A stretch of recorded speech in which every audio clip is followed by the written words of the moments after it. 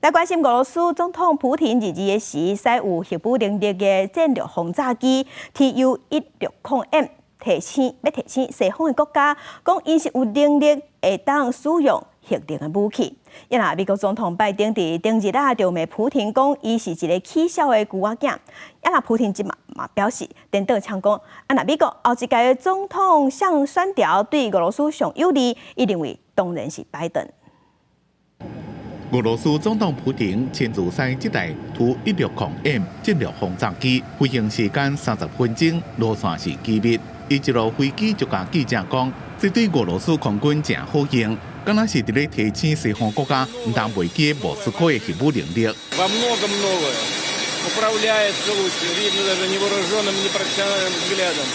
Надежность высокой очень. 经过现代化升级的Tu-160M， 会当载核子武器，会当载12粒巡弋飞弹，或者是12粒底程核导弹，会使连续飞12000公里，唔免加油。是冷战末期研发制作，苏联解体进程只敢生产几落台下尔。最近这几年，伫咧装备、导航加航空电子设备方面大幅度改良，效能比旧型的提悬60%。俄罗斯军方认为是建构未来战略加长程打击的主要战略，按算2027年到10台航空军。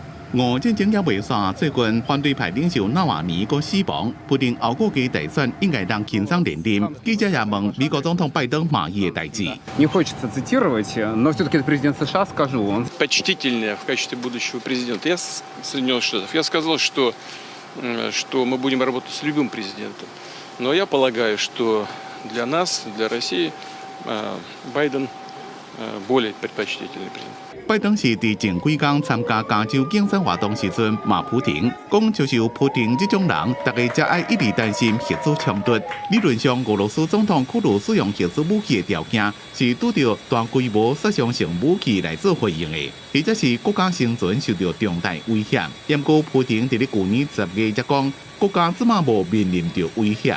伊也讲，任何身心健全、头壳清楚的人，拢未想要对俄罗斯动用核子武器。公司新闻黄云玲编写。